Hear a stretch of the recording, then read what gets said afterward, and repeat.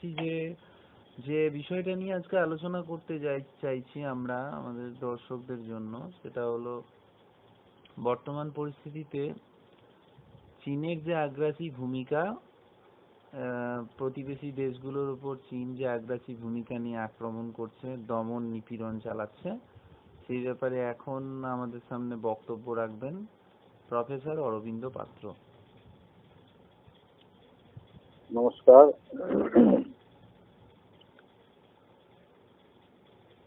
চীনের আগ্রাসন এটা নতুন কোনো ঘটনা না, এটা প্রাচীন কাল থেকে এদের একটা অদ্ভুত একটা মানসিকতা, অন্যের জমি, অন্যের সম্পত্তি কেড়ে নেওয়া। আর এরা মানুষকে মানুষ বলেই না। রাজতন্ত্র যে ছিল চীনের, তাং ডাইনাস্টি বলুন, মানচু বলুন, আরো যে সমস্ত রাজবংশগুলো ছিল, তারা কিন্তু নিজেদের রাজবংশের বাইরে আর কিছু জমিদারের বাইরে যত মানুষজন ছিল তাদেরকে এরা কিন্তু মানুষের মর্যাদা দিত না।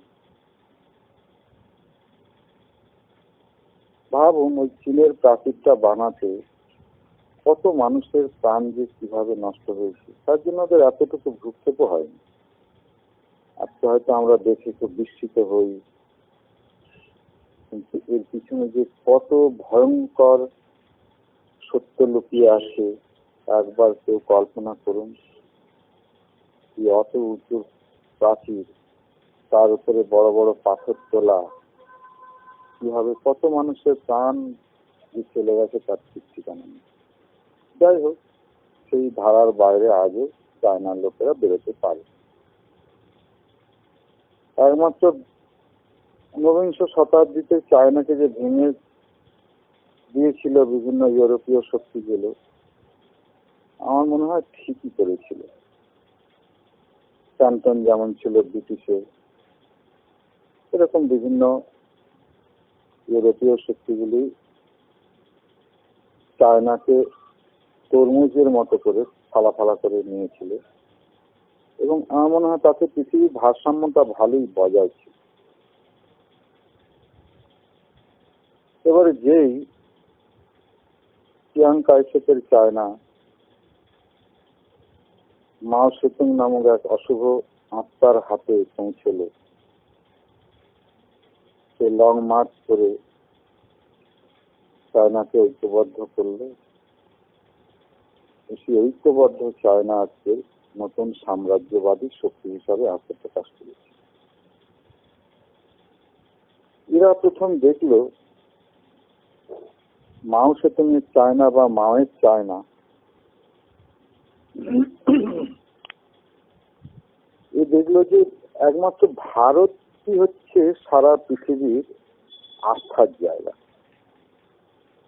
এবং এই আস্থার জায়গারও একটা ভাগ আছে। ভাগটা হচ্ছে হিমালয় পর্বত। হিমালয় পর্বতকে যদি কোনোভাবে বিরক্ত করা যায়, যেখানে হিন্দু সন্তরা দিন রাত এক করে দিয়ে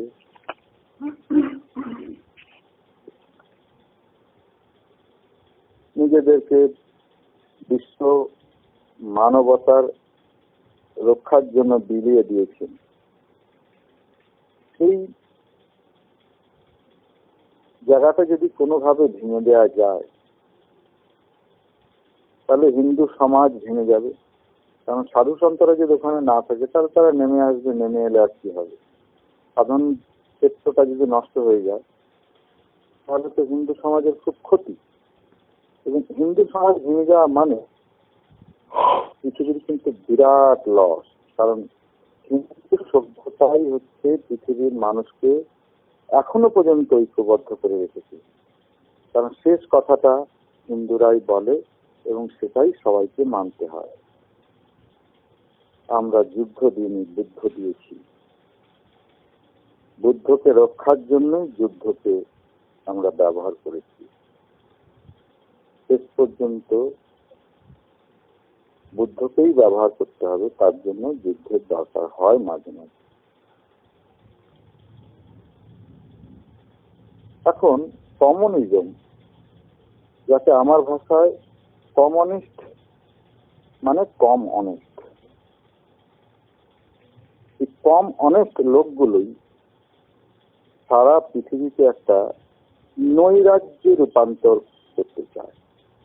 এদের মধ্যে কোনো রকমের নৈতিকতা বলে কিছু নেই। এরা সংবিধানের দোহাই দেয় আর কাজ করে নৈরাজ্যবাদীদের মতো। হিমালয়কে যদি কোনোভাবে হ্যারাস করা যায়, এবং সেটাই তাদের সব সময় লক্ষ্য ছিল, হিমালয়কে হ্যারাস করতে হবে, তাই অতটা জমি তারা কেড়ে নিল। সেখানেও আমরা তো অশান্তিতে রইলাম এত বছর ধরে। আজও ঠিক একইভাবে হিমালয়কেই আক্রমণ করতে চাইছে, কারণ যেখানটা সারা পৃথিবীর আস্থার জায়গাটা আজও বর্তমান। পৃথিবীর যে কোনো মানুষ কিন্তু আজও শান্তির জন্য হিমালয়ই আসে।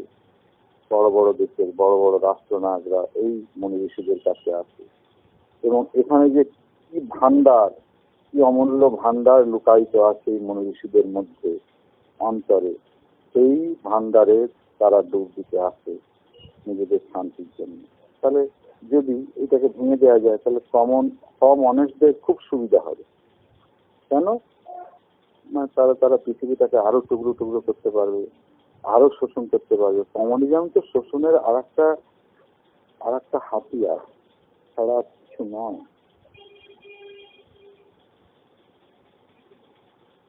দ্বিতীয় যে পর্যায়টা বলতে চাই, সেটা হলো গালওয়ান ভ্যালি 15 জন আক্রান্ত হলো, নদীকে বন্ধ করে দিল ভারতের সেনা। হ্যাঁ, এটা ঠিক যে আকস্মিকভাবে কেউ ছুটে ঢুকে আসে, কি করবো? আমারও ঘর করা থাকলে আমি খুলে রেখেছি দরজাটা, কিন্তু দারোয়ান আছে, যদি কেউ বাইরে থেকে ছুটে চলে আসে তখন তাকে তাড়াতেই হয়। চায়নারা তো ওই রকমই, মানে একবারে ছিটকে চোরের মতো ওদের আচরণ। এদের তো নিজস্ব কোনো প্রকৃত অর্থে সেনাবাহিনী যাকে বলে, যোদ্ধা যাকে বলে, সেসব তো নেই। কতগুলো কি বলা যায় এদেরকে, মানে ছিঁচকে চোরের মতো ঢুকে গিয়ে লাঠি দিয়ে সমস্ত আইনকে বুড়ো আঙুল দেখিয়ে মারামারি শুরু করলো। তাতে আমার অনেকেই মারা গেল। সংখ্যা যা পাই তা সরকারি হিসাবকে বিশ্বাস করা উচিত নয়। সাধারণ মানুষের মনে রাখে। আমার ঘরের ছেলেই তো মরল তো কোনো বড় লোকের কেউ মরল না, সব গরিব চাষি এরাই মরল। আমার কষ্টটা এইখানে যে হাতিয়ার ছাড়া কি করে তারা ওখানে গেল। না হয় যুদ্ধ করবে না, হাতিয়ারটা হাতে থাকতে কোনো আপত্তি ছিল না। আরে এইখানেই এটা শেষ নয়। আমার যে 20 জন সৈন্য মারা গেল, তার কম্পেনসেশন কোথায়? তার জন্য তো ভারত এখনো পর্যন্ত কম্পেনসেশন ক্লেম করলো না। আমার খুব দুঃখ হয়, কেন এগুলো করবে না?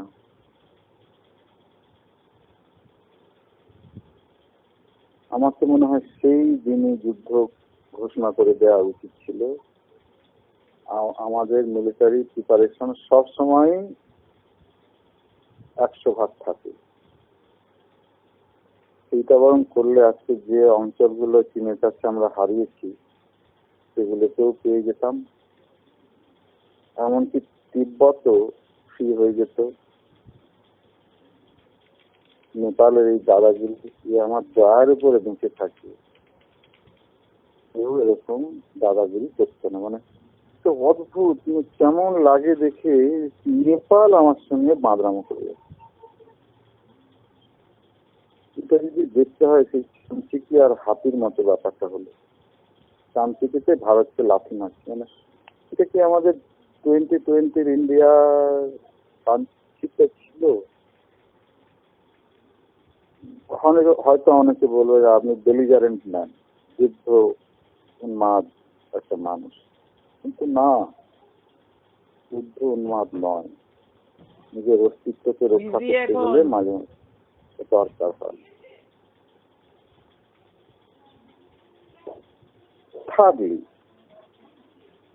থার্ড পয়েন্ট যেটা আমি আলোচনা করব, তৃতীয় পয়েন্ট বিষয়ে যেটা আলোচনা করব, আজ সারা পৃথিবীতে যত টেরারিজম হয় সমস্ত চাবিকাঠি চায়না। এইটা প্রত্যেককে বুঝতে হবে। সমস্ত দেশের চাবি, এই যে টেরারিজমের মূল চাবিকাঠি হচ্ছে চায়না। আমেরিকায় যে টেরারিজম হয়েছে, ডেনমার্কে যে হয়েছে, নেদারল্যান্ডসে, জার্মানিতে, ফ্রান্সে, এই যে পুঁজিবাদী দেশগুলোতে যে টেরারিজম হয়েছে, মুসলিম জঙ্গিরা হয়তো আন্দোলন করেছে, মারামারি করেছে ঠিকই, কিন্তু এদের সমস্ত কিছু অস্ত্র থেকে, টাকা পয়সা থেকে, সুখ স্বাচ্ছন্দ্য থেকে চায়নাই পরোক্ষভাবে জুগিয়েছে। তাই চায়নাকে প্রকৃত অর্থে আতঙ্কবাদী দেশ হিসাবেই ঘোষণা করা উচিত। ভারতে যে মাওবাদ, এই মাওবাদেরও হচ্ছে পৃষ্ঠপোষক ওই চায়না। তারপরেও আমার খুব অবাক লাগে যে ভারতের লোকেরা কিভাবে তাদের ব্যবসা বাণিজ্য, চায়নার ব্যবসা বাণিজ্যকে ভারতে এত প্রমোট করলো। আমি একটা জিনিস বিস্মিত হই যে ভারতবর্ষ যেমন কৃষি সমৃদ্ধ, শিল্প সমৃদ্ধ দেশও বটে, কমিউনিস্ট এবং কংগ্রেস দুজনে মিলে ভারতের যে শিল্পগুলো সব ধ্বংস করেছে, দুটো রাজনৈতিক দল।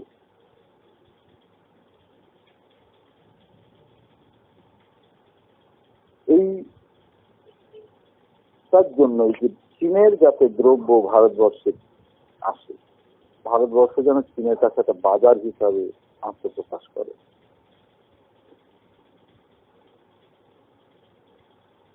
এবং সব থেকে লো কোয়ালিটির জিনিস সেগুলো ভারতবর্ষের বাজারেই আসে, আমরা সেগুলো ব্যবহার করি। নট অনলি ব্যবহার, সেগুলোর আবার নোংরা তার যে বর্জ্যটা খারাপ হয়ে যায় যে জিনিসগুলো, সেগুলো ডাম্পিং গ্রাউন্ড হিসাবেও ভারতবর্ষ তৈরি হয়। কারণ এইখান থেকে আমি টাকা দিলাম, ওর হারিয়েও চললো, চায়নার হারিয়েও চললো, ভারতবর্ষের কিছু রাজনৈতিক নেতা মন্ত্রী টাকা পয়সাও পেল, আবার একই সঙ্গে সারা পৃথিবীতে টেরারিজমটা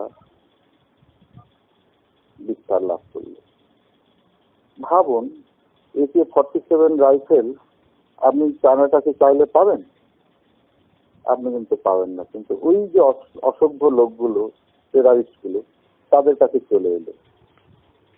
কি করে চলে এলো?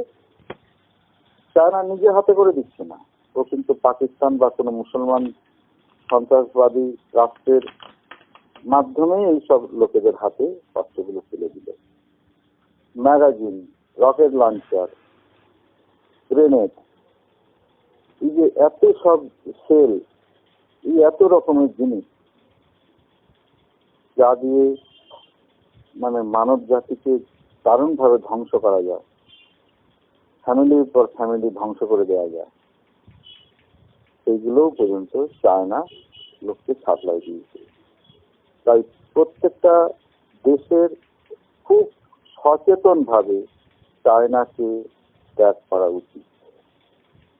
এটা এমন একটা রাষ্ট্র যে কটা টাকা হাতে হয়ে গেছে বলে ভিখিরি রাখছে, ভিখিরির হাতে দুটো পয়সা এলে সেই এরকম পৃথিবীর ঈশ্বর হওয়ার স্বপ্ন দেখে, চায়নারও ঠিক তাই দেখা। অত বড় স্বপ্নটাকে এখন চিরকালের মতো ভেঙে চায়নাকে আবার সেই ঊনবিংশ শতাব্দীর মতো টুকরো টুকরো করে দেওয়া দরকার। আর টুকরো টুকরো চায়না না হলে হয়তো অনেক রাষ্ট্র বলছে সাউথ ইস্ট এশিয়াতে চায়না খুব ভয়ঙ্কর, ভারতের